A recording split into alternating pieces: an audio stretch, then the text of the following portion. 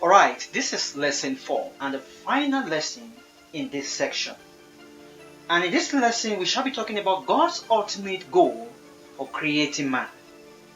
In the previous lessons in this section, you have learned about God's purpose for man at creation.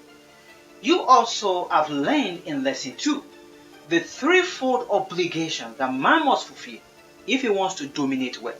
So also in lesson 3, we learned that God created us in a unique way for unique purposes. Now, let's look at God's ultimate goal for creating mankind.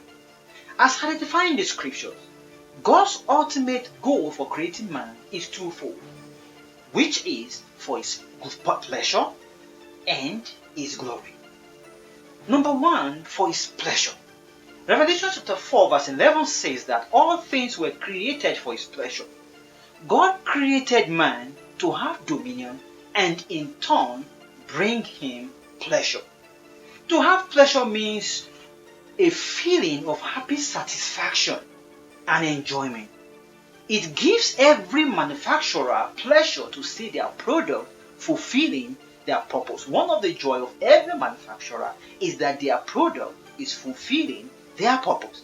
So also God as a manufacturer derives satisfaction and enjoyment from seeing his creations measuring up to the purpose for which he created them.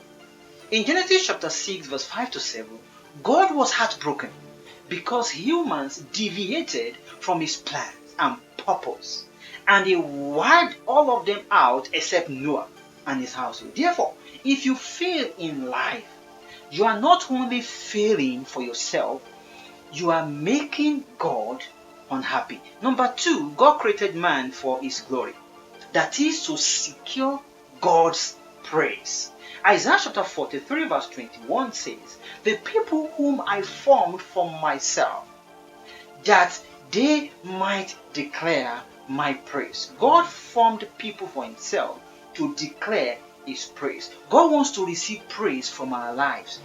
Jesus said in Matthew chapter 5 verse 16 that let your light shine in front of people. Then they will see the good that you do and praise your Father in heaven.